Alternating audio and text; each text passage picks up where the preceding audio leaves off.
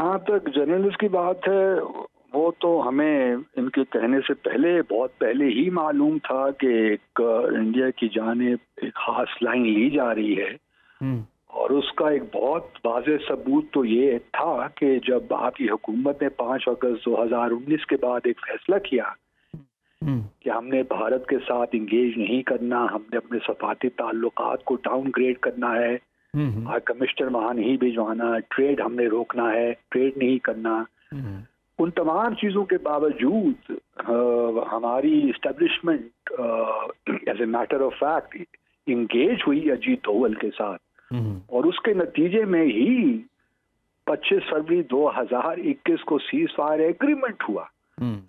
تو یہ تو کشمیر کی جانب تو اور سیز فائر ایگریمنٹ جن حالات میں کیا گیا بہت ہی میری نظر میں یہ ٹائمڈ ایگریمنٹ تھا، اور اس کو اس وقت نہیں ہونا چاہیے تھا۔ یہ تجویز 2015 میں ہم نے پیش کی تھی، لیکن اور میری خود اجیت دوول سے 2015 میں اس تجویز کو پیش کرنے کے بعد ملاقات بھی ہوئی تھی۔ اس وقت انہوں نے صرف اس کو بالکل رد کر دیا اس وقت۔ تو ہمیں بھی یہ سوچنا چاہیے کہ 2015 میں اگر اس کو ریجیکٹ کیا تو 2021 میں کیوں ہمارے ساتھ یہ سائن کر رہے ہیں۔ اس کی آبویس وجہ یہ تھی کہ اس وقت سب بھارت ایسٹرن لداخ میں چائنا کے ساتھ انگیج تھا، اور وہ نہیں چاہتے تھے کہ کسی طور بھی ٹو فرنٹ سچویشن کریٹ ہو۔ ہم نے ان کو فیسیلیٹیٹ کیا، ہم نے ایک طرح سے ایک لحاظ سے ہم نے غلط میسیجنگ کی، چائنا کو بھی غلط میسیجنگ کی۔ تو میں سمجھ پھر اب جو باتیں ہو رہی ہیں کہ کشمیر کو 20 سال کے لیے فریز کر دینا چاہیے، یہ کر دینا چاہیے، تو یہ ساری وہ باتیں ہیں جس سے ہماری کشمیر ڈپلومیسی نہ صرف کمزور ہوئی بلکہ ہم نے اپنی کریڈیبلٹی کو لوز کیا دنیا بھر میں۔ اگر ہم کشمیر کی اب جا کر دنیا میں بات کرتے ہیں تو لوگ ہمیں سیریسلی نہیں لیتے، فرینکلی اسپیکنگ۔ سر یہ عمل نواز شریف کے دور سے شروع نہیں ہو چکا تھا جب حریت کانفرنس کے لیڈروں سے ملاقات نہیں کی تھی انہوں نے؟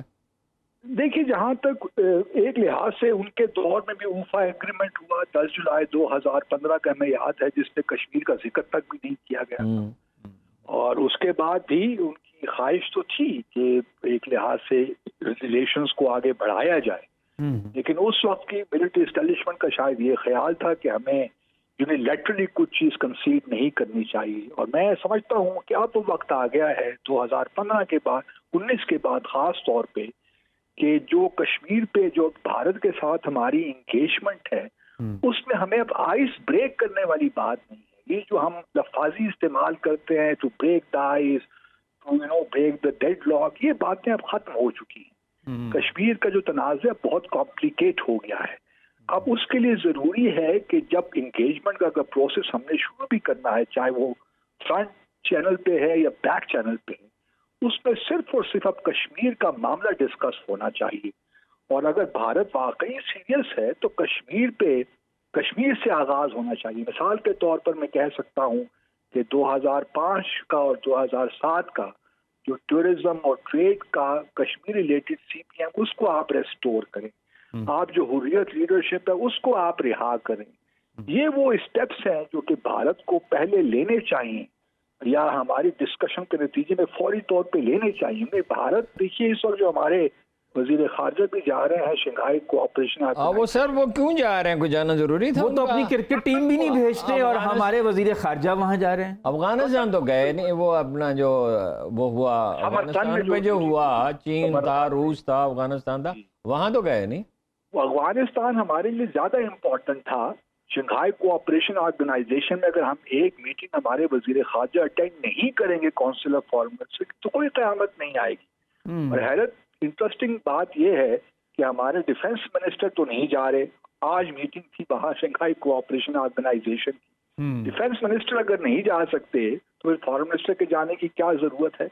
مطلب ہم چلیے میں یہ بھی ماننے کو تیار ہوں کہ شنگھائی کوآپریشن آرگنائزیشن ہمارے لیے امپورٹنٹ ہے، لیکن ہمیں کشمیر پہ اپنا جو انوائنس ہے، ہماری جو اینکر ہے اور پرنسپل جو پوزیشن ہے اس کا اظہار کرنے کے لیے اور شنگھائی کوآپریشن آرگنائزیشن کے ممالک کو بتانے کے لیے بڑا ضروری تھا کہ ہم کتنا اس پہ کنسرن ہے کشمیر کے بارے میں۔ چلیے آپ اپنی پارٹیسپیشن کو ڈاؤن گریڈ کر دیتے، آپ بے شک منسٹر آف اسٹیٹ کو بھجوا دیتے، اور ابھی جب سمٹ آئے گی جولائی میں امید کرتا ہوں کہ ہمارے پرائم منسٹر نہیں جائیں گے، کیونکہ یہی موقع تھا آپ ڈاؤن گریڈ کرتے اور پھر سمٹ میں آپ اپنے فارن منسٹر کو بھجواتے۔ لیکن یہاں پہ نہ ہماری کنسسٹنسی ہے، نہ ہم کچھ طریقوں صحیح معنوں میں اپنی پوزیشن کو پیش کر پاتے ہیں. اس لیے ہم کشمیر کے معاملے میں بھارت کے معاملے میں کریڈیبلٹی ہماری دنیا بھر میں اب نہیں رہی. کیا ہم ابہام کا شکار ہیں؟ ہماری خارجہ پالیسی جو ہے ابہام کا شکار یا امریکہ کی طرف مائل ہیں؟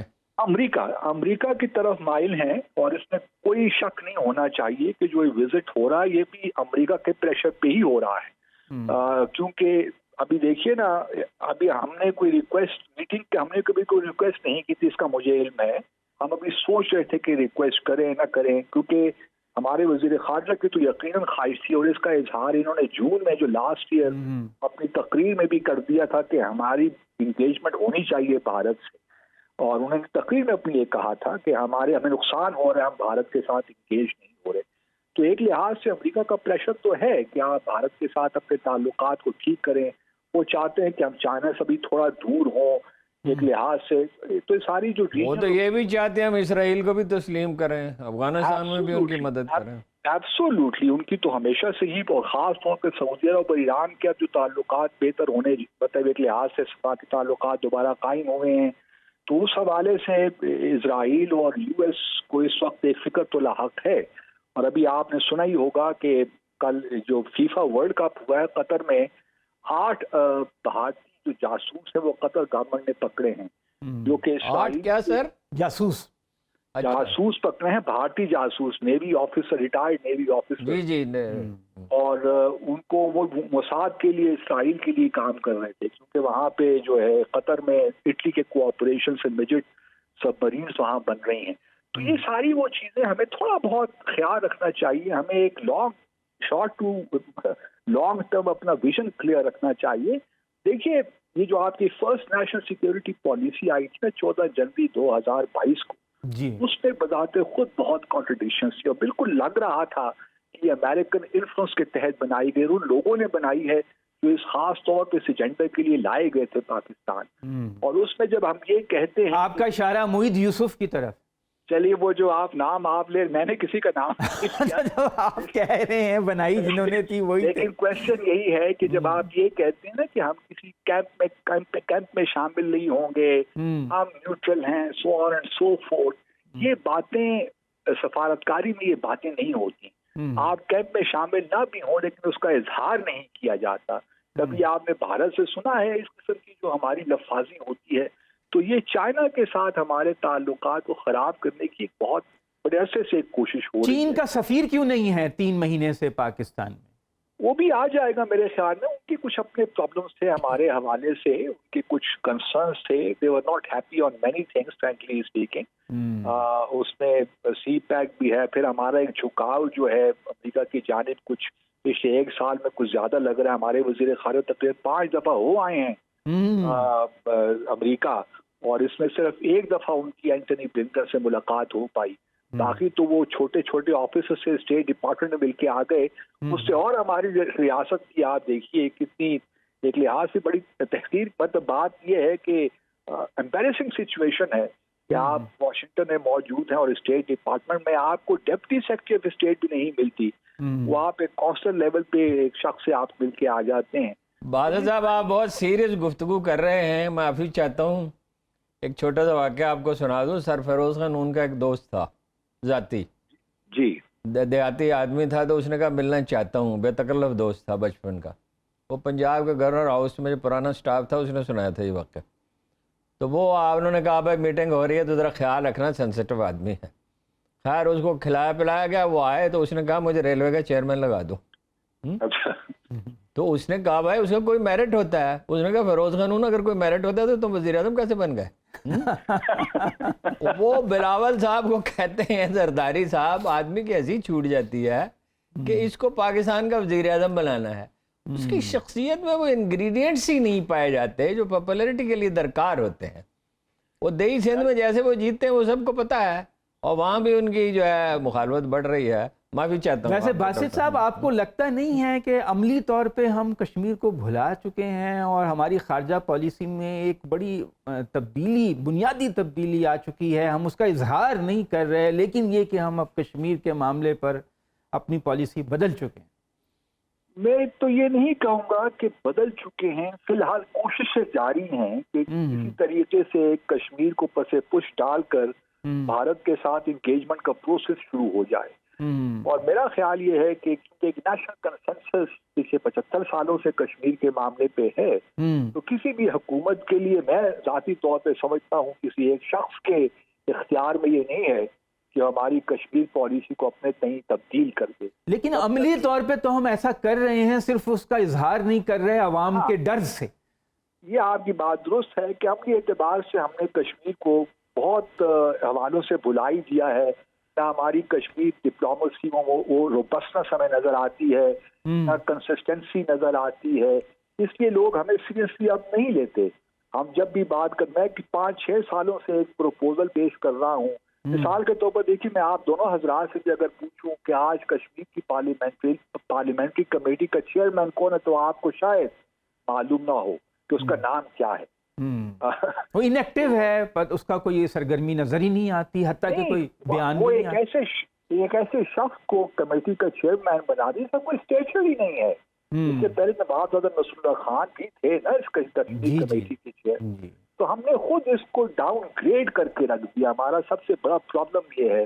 میں تو یہی کہہ رہا ہوں کہ special envoy on Jammu and Kashmir آپ اپوائنٹ کیجئے تاکہ فوکل پوائنٹ ہو آپ کے پاس کشمیر ڈپلومیسی کو کنڈکٹ کرنے کے لیے. کیا کشمیری اب ہم پر اعتماد کریں گے جو کچھ ہم کر رہے ہیں اس کے بعد؟ نہیں، میں تو آپ سے کہہ رہا ہوں کہ credibility, we have lost the credibility when it comes to Kashmir.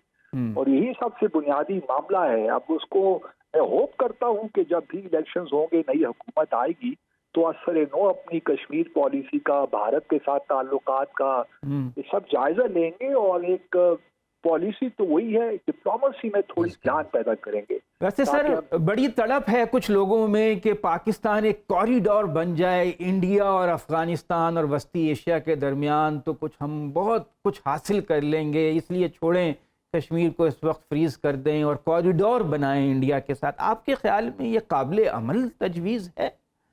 کوئی قابل عمل نہیں ہے. ابھی یہ دیکھیے، پاکستان اور بھارت کے باہمی ہاسٹیلٹی اور بے اعتمادی اس قدر زیادہ ہے کہ اس قسم کی جو پروپوزلز ہیں وہ نان اسٹارٹر ہے میرے لیے.